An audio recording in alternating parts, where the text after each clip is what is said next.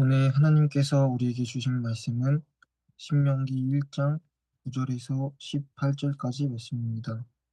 신명기 1장 9절에서 18절까지 말씀입니다. 하나님의 말씀입니다. 여러분들은 들으십시오. 그때 내가 너희에게 말하여 이르기를 나는 홀로 너희의 짐을 질 수 없도다. 너희의 하나님 여호와께서 너희를 번성하게 하셨으므로 너희가 오늘날 하늘의 별같이 많거니와 너희 조상의 하나님 여호와께서 너희를 현재보다 1000배나 많게 하시며 너희에게 허락하신 것과 같이 너희에게 복 주시기를 원하노라. 그런즉 나 홀로 어찌 능히 너희의 괴로운 일과 너희의 힘겨운 일과 너희의 다투는 일을 감당할 수 있으랴. 너희의 각 지파에서 지혜와 지식이 있는 인정받는 자들을 택하라.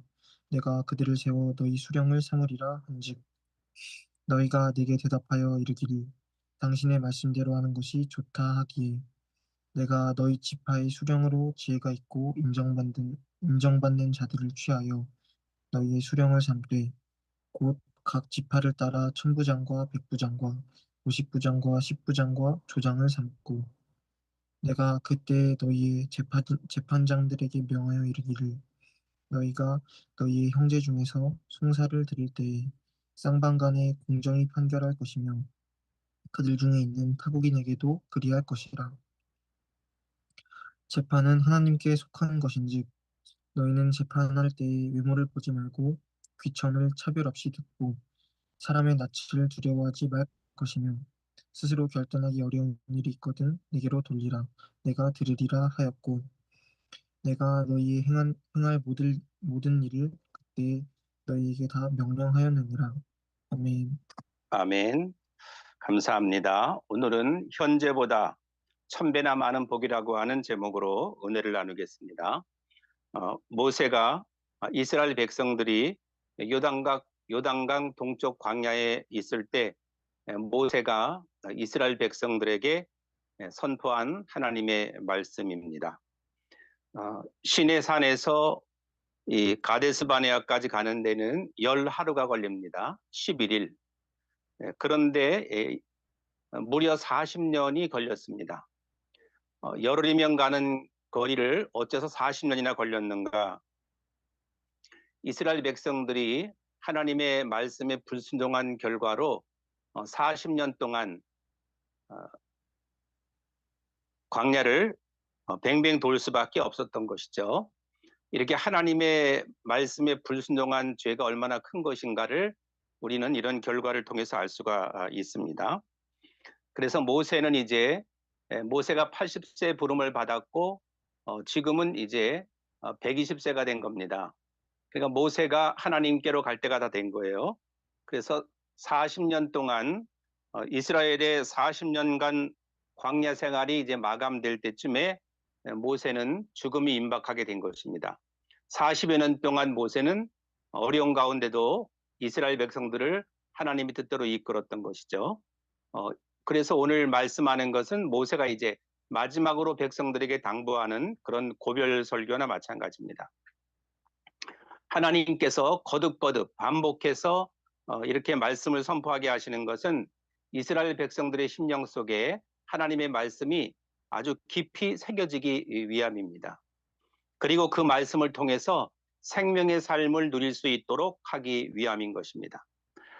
지금 이 모세의 설교를 듣고 있는 대상은 출애굽 이집트에서 나온 그 백성들이 아닙니다. 그들은 40년간 광야에서 방황하다가 그 부모의 세대는 다 죽은 거예요. 지금 모세의 설교를 듣고 있는 사람들은 제2세대 새롭게 구성된 백성들입니다. 그래서 모세는 이제 임종하기 직전에 하나님께로 가기 직전에 그 후손들에게 다시 한번 상기시켜 주는 거예요. 부모님들에게 전했지만 그 부모들이 하나님 말씀을 불순종했고 또 자녀들에게도 전달이 됐겠지만 또다시 반복해서 말씀을 새겨주므로 정확하게 이 세들이 하나님의 선포하신 말씀, 하나님의 윤리와 법도를 알게 하기 위한 그런 목적인 것입니다. 그래서 잠언에도 하나님께서 뭐라고 하시냐면은 아이들에게 마땅히 행할 길을 어려서부터 가르쳐라. 그러면 늙어서도 그 길을 떠나지 않는다고 말씀하셨죠. 이렇게 하나님의 말씀이 거듭거듭 선포될 때 그 심령 속에 뿌리 깊이 나리게 되고 또 어린 자녀들도 계속 말씀을 들음으로 그 말씀이 가슴 속에서 마음에 깊이 새겨져서 그 말씀대로 살게 되는 것입니다. 모세가 백성들에게 선포를 하죠. 6절에 보면 하나님께서 시내 산에서 우리에게 말씀하셨다. 너희는 이 산에서 오랫동안 머물렀다. 이제는 방향을 돌려서 행진하는데 어디로 가냐면 아모리 족속의 산지로 가라고 했습니다. 그리고 아라바 산지, 그리고 네겝과 해변과 가나안 족속의 땅과 레바논과 큰 강, 유브라데 강까지 가라. 그렇게 말씀하셨습니다. 하나님께서는 백성들이 찾아가야 될 그 지역의 방향과 장소를 분명하게 정확하게 가르쳐 주시죠. 이것은 바로 성경이 전설이나 신화가 아닌 그 역사와 사실이라고 하는 것을 반증해 주고 있는 것입니다. 많은 사람들이 성경을 그냥 하나의 신화처럼 사람이 그냥 쓴 책으로 생각할 때가 많이 있잖아요. 하나님의 말씀은 역사입니다. 히스토리, 그분의 이야기가 역사라고 그랬죠. 그래서 8절에 보면 보아라, 내가 이 땅을 너희에게 줄 것이다. 가서 그 땅을 차지하라고 말씀하십니다. 나 여호와가 그 땅을 너희 조상 아브라함과 이삭과 야곱에게 또 자손들에게 주기로 약속했다고 말씀을 선포합니다. 하나님께서는 이미 수백 년 전에 믿음의 조상 아브라함과 이삭과 야곱에게 약속하신 그 내용을 기억하고 있는 것입니다. 신실하신 하나님께서는 하나님의 백성들에게 약속하신 것을 잊어버리는 법이 없습니다. 반드시 하나님은 그 약속을 성취하시는 분이기 때문에 우리가 언제나 어느 때나 하나님의 약속을 믿고 나갈 수가 있는 것입니다. 하나님께서 가나안에 가서 그 땅을 정복하라, 그 땅을 쟁취하라 그렇게 말씀하지 않고 그 땅을 차지하라, 퍼제시스, 퍼제스, 소유하라 이렇게 말씀하신 것은 무슨 뜻인가 하면 그 땅이 이미 너희들에게 주어진 땅이라고 하는 것입니다. 백성들이 가서 뭘 해야 되는 것이 아니라 하나님께서 이미 너희에게 주었다. 그래서 그 땅을 너희의 소유로 삼아서 사용하라 그런 뜻인 것입니다. 자, 우리가 천국을 갈 때, 이 세상을 살다가 천국을 갈 때 우리가 노력해서 가는 것이 아니잖아요. 하나님의 약속, 예수 믿으면 구원받는다는 하나님의 천국에서 영원히 살게 하신다는 약속 때문에 가는 것처럼, 그래서 우리는 살다가 죽으면 천국으로 옮겨가는 것처럼 이 가나안 땅에 그 땅을 소유하라, 차지하라는 것은 하나님께서 약속하셔서 그 백성들에게 주었으니까 가서 그 땅을 잘 사용하라는 것입니다.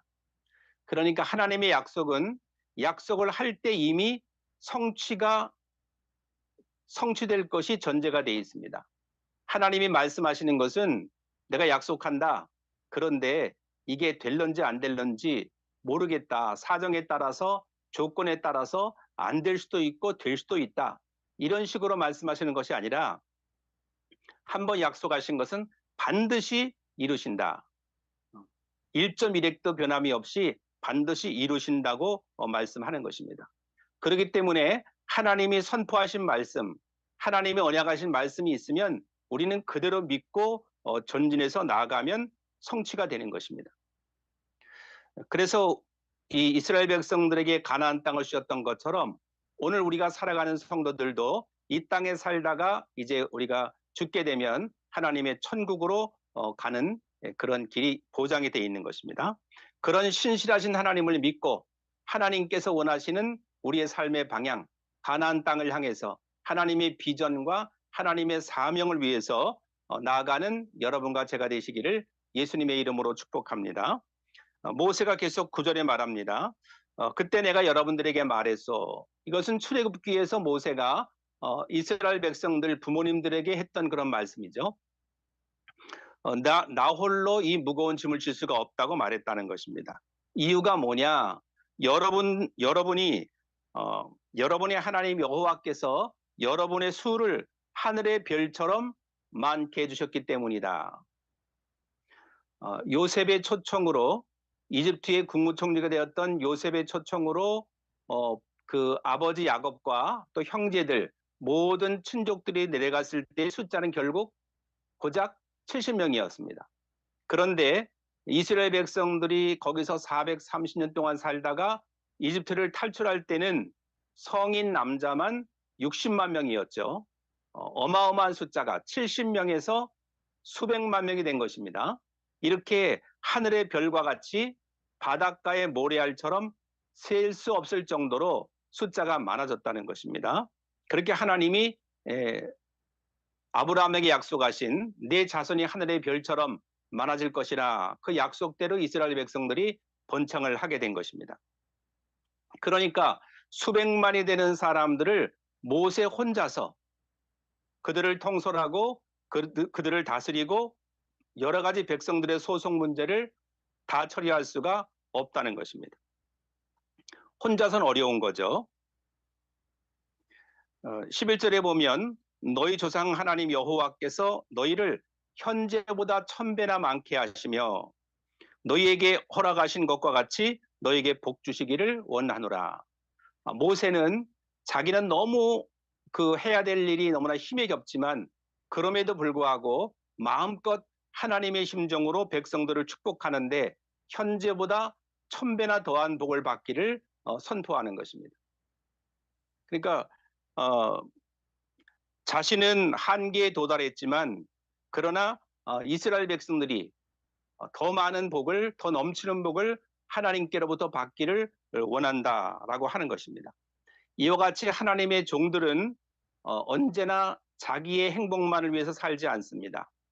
하나님의 주어진 소명대로 자기에게 맡겨진 백성들이 영적으로 성장하고 성숙해서 하나님의 말씀대로 순종하기를 바라고, 그리고 하나님의 약속하신 복을 다 누리며 살기를 소망하면서 기도하는 것입니다.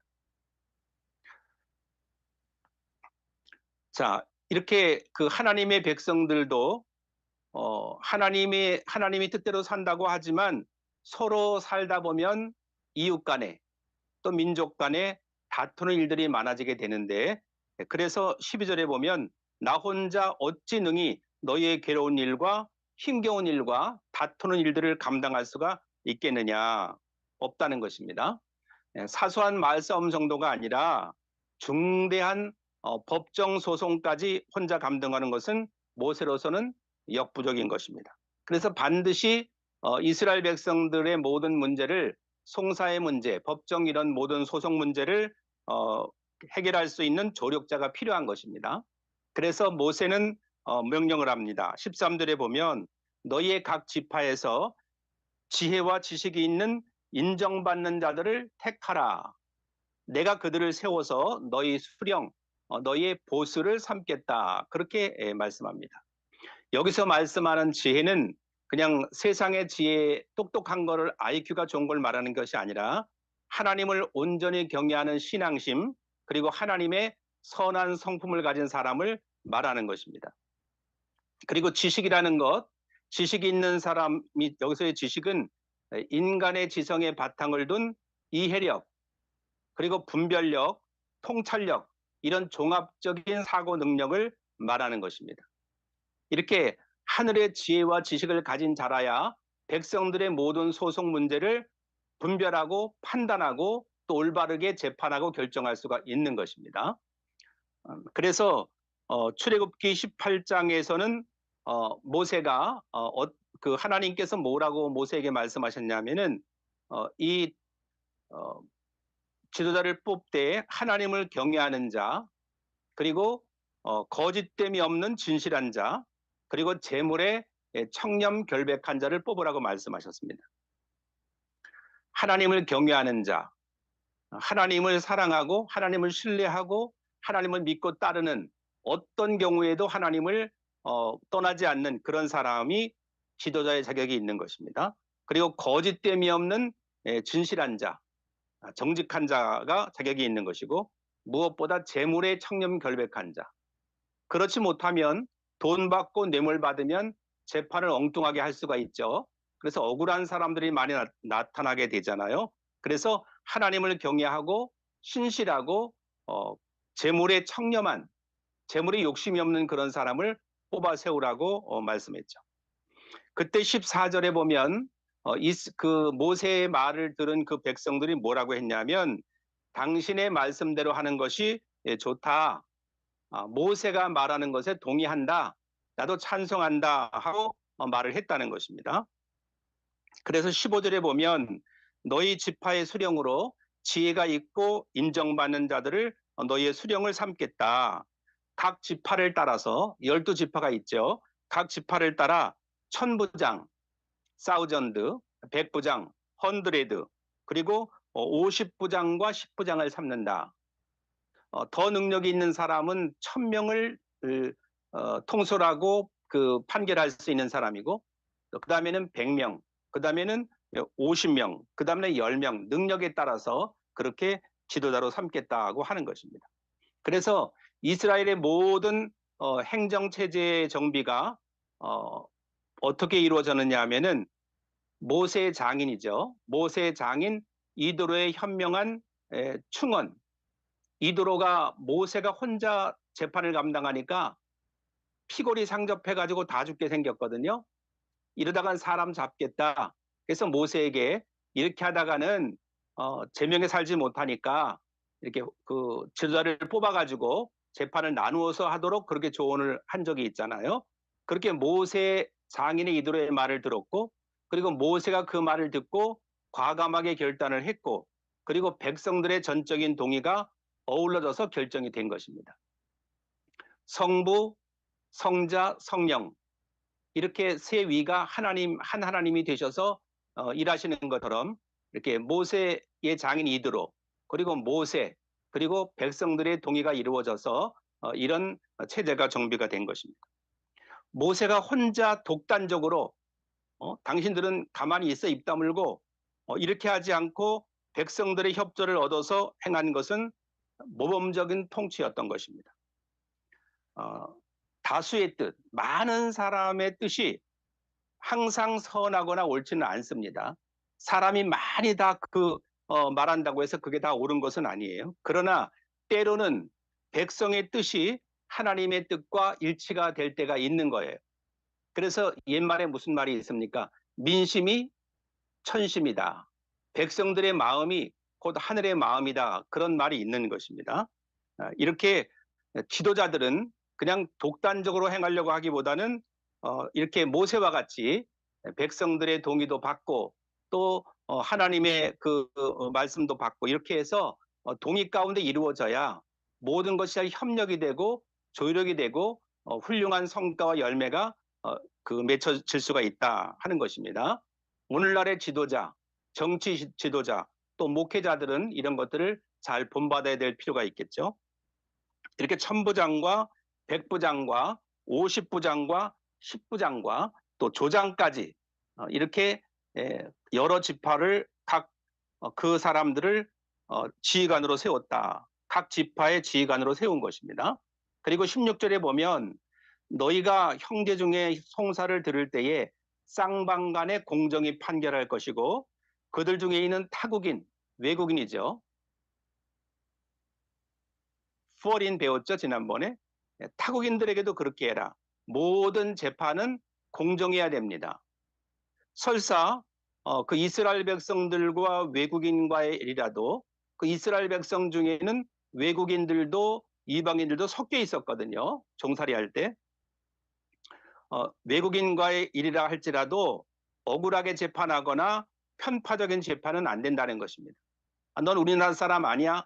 그러니까 너는 그냥 무조건 막 모든 게 네 책임이고 네 죄야. 네가 다 물어내. 이렇게 하면 안 된다는 것입니다. 공정하게 외국인이 되었던 또 자국인이 되었던 똑같이 그렇게 해야 된다는 것입니다. 이렇게 성경에 나타난 재판의 기본 판결 원리는 인도주의적 평등한 정신과 신본주의적 공의사상이 담겨 있다라고 하는 거예요. 그 당시에 고대 사회의 법들은 빈부의 차이, 돈이 많거나 가난하거나 또 신분의 귀천, 귀족이나 또 천한 사람, 또 자국인과 타국인, 우리나라 사람, 또 다른 나라 사람 이런 구별에 따라서 굉장히 차등 적용을 했습니다. 그러니까 재판이 불공평하죠. 돈이 없는 사람은 돈이 많은 사람이 뇌물을 주면 그냥 억울하게 당할 때가 많은 것이고, 신분이 낮은 사람은 신분이 높은 사람을 이길 수가 없는 것이고, 또 타국인은 그 자국인을 이길 수가 없는 것이고, 이렇게 불평등한 판결이 되는 예가 너무나 많았던 것입니다. 그런데 하나님은 거룩하신 분이고 하나님은 공의로우신 분이기 때문에 이렇게 공정하게 판결할 수 있도록 체제를 갖추게 한 것입니다. 그래서 하나님의 뜻대로 이렇게 각 지파 중에서 1000부장, 100부장, 50부장, 10부장 이렇게 정한 것은 바로 모세의 율법의 탁월성과 고귀함이 드러나는 증거인 것입니다. 자, 모든 재판이 무엇보다도 공정성의 원리가 무너지면 그 판결은 왜곡되는 것입니다. 하나님께서는 부자와 권력자를 두둔하는 것은 물론이고, 또 가난하다고 해서 비천하다고 해서 두둔하는 것도 엄격하게 금지시켰던 것입니다. 돈이 없으니까 쟤는 죄가 없어, 이것도 아니고, 돈이 많으니까 쟤는 봐줘야 이것도 아니고, 돈이 많든 적든 상관없이 그가 행한 대로 공정하게 판결하기를 하나님은 원하셨던 것입니다. 성경에도 너희가 행한 대로 받으리라 그렇게 말씀하셨거든요. 그러니까 행함이 없는 믿음은 죽은 믿음이다. 선을 행하는 사람은 선한 열매를 맺고 악을 행하는 사람은 악한 열매를 맺는 것입니다. 선을 행하는 자는 영생의 부활로 일어나게 되고, 악을 행하는 자는 심판의 부활로 일어나게 되는 것입니다. 그래서 우리는 이 땅에서 선하신 하나님을 섬기면서 우리의 삶이 선한 쪽으로, 정직한 쪽으로, 하나님이 원하시는 거룩한 삶으로 우리는 나아가야 되는 것입니다. 17절에 보면 재판은 오직 하나님의 공의의 성품을 따라서 공정하게 시행돼야만 했던 것입니다. 재판은 하나님께 속한 것인즉 너희는 재판할 때에 외모를 보지 말고 귀천을 차별 없이 듣고 사람의 낯을 두려워하지 말 것이며, 권력이 있는 자의 눈치 보지 말라는 것입니다. 이거 내가 이 권력자에게 불리하게 재판하면 나중에 후환이 있겠지? 이렇게 두려워하고 눈치를 보지 말라는 것입니다. 그리고 또 뭐 안면이 있는 사람, 인맥이 있는 사람이 좀 봐주세요. 한 번만 좀 잘 좀 봐주세요. 잘 봐주세요. 그러면 그 얼굴을 보고 봐주고, 그러지 말라는 거예요. 절대로 봐주는 거 없어야 된다는 것입니다. 권력이 있든지 없든지 상관하지 말고, 높은 지위에 있든지 낮은 지위에 있든지 가리지 말고, 재산이 많든 적든 공정한 재판을 해야 된다. 근데 우리가 살아가는 세상에는 공정한 재판이 이루어지지 않는 것이 너무나 많다는 것입니다. 그래서 억울한 사람도 생겨나고 극단적인 선택을 하는 사람도 생겨나게 되는 것입니다. 왜 사람의 눈치를 보면 안 되느냐? 재판은 하나님께 속한 일이기 때문에 사람을 두려워하고 눈치를 보면 안 된다는 것입니다. 나중에 하나님이 또 그 사람을 심판하는 것입니다. 판사가 잘못된 판결을 하면 공의로우신 하나님께서는 자비로움이 없는, 긍휼이 없는 그런 아주 혹독한 심판을 또 하신다는 것입니다. 하나님을 두려워해야지 권력자 사람을 두려워하거나 사람의 눈치를 보고 해서는 절대로 안 된다는 것입니다. 그러나 사람은 다 눈치를 보게 돼 있고 다 권력자를 두려워하게 돼 있는 것이죠. 그래서는 절대로 안 된다는 것입니다. 또한 인간의 판단으로 섣불리 판결할 수 없는 하나님의 뜻을 물어야 될 중대한 소송이 있습니다. 가벼운 문제가 아니라 아주 중대한, 정말 죽느냐 사느냐 그런 문제, 또 자녀와 후손에게까지 관련된 그러한 문제는 얼마나 중요한 일입니까? 그런 것들은 백성의 대표자이자 중재자인 모세 자신이 직접 하나님께 물어서 최종 판결을 하겠다 하는 것입니다. 그러니까 오늘날의 우리나라에도 3심 재판 제도가 있잖아요. 1심, 2심, 3심. 이렇게 그것은 공정하게 재판을 하기 위해서 1심에서 잘못되거나 2심에서 오류가 있으면 3심에서 바로잡을 수 있는 제도를 그렇게 택하고 있는 것입니다. 아주 민주적이고 공정한 절차이죠. 이런 모든 제도가 성경에서 근거했다는 사실을 우리는 알게 되는 것입니다. 모든 세상의 모든 체제와 모든 제도와 모든 법률과 이런 것들이 성경에서 나왔다는 사실을 우리는 분명히 알아야 하고, 또 성경을 토대로 모든 법을 만든 나라들이 가장 강력한 국가로 이 세상에서 영향력을 끼치고 있다 하는 것을 우리가 알게 되는 것이죠. 이렇게 최종적인 재판, 아주 엄정하고 중대한 재판은 모세가 한 것처럼 모든 재판을 공정하게 오류가 없도록 재판하시는 분이 바로 한 분밖에 안 계신 의로우신 재판장이신 하나님이신 것입니다. 18절에 보면 내가 너희 행할 모든 일을 그때 너희에게 다 명령하였느니라. 이미 지금 이제 20세의 청년들이 있다면 너희 전에 부모 세대에게 그 일들을 다 알려주었다는 것입니다. 그런데 그 백성들이 40년 동안 하나님만 원망하고 불평하다가 다 죽었습니다. 광야에서. 가나안에 들어가지 못하고, 그리고 지금 자녀들만 남은 것입니다. 그래서 다시 모세는 반복해서 그 청년들에게 그 다음 세대, 넥스트 제너레이션, 그 다음 세대에게 할 일을 말해주는 것입니다. 반복해서 거듭거듭 그 선포하고 있는 것입니다. 그래서 신명기의 별명이 있습니다. 별명이 뭐냐면 신신당부입니다. 신신당부. 꼭 지켜라. 반드시 지켜라. 그게 신명기의 별명입니다. 얼마나 백성들이 지키지 않았으면 이렇게 하나님이 신신당부를 하셨을까요? 지켜야 가나안에 들어가고 지켜야 천국 들어가는데, 그렇게 강조해도 이스라엘 백성들은 하나님을 원망하고 불평하고 모세를 원망하다가 가나안에서 다 죽은 것입니다. 그러므로 우리는 하나님의 주신 말씀, 오늘 주신 말씀을 반드시 또 마음속에 새기고 기억해야 되겠습니다. 그리고 우리에게 주어진 직분, 우리에게 주어진 모든 과제들을 신실하게 수행해서 하나님을 기쁘게 하고 현재보다 1000배가 넘는 하나님의 복을 받아 누리는 우리 모두가 되기를 예수님의 이름으로 축원합니다.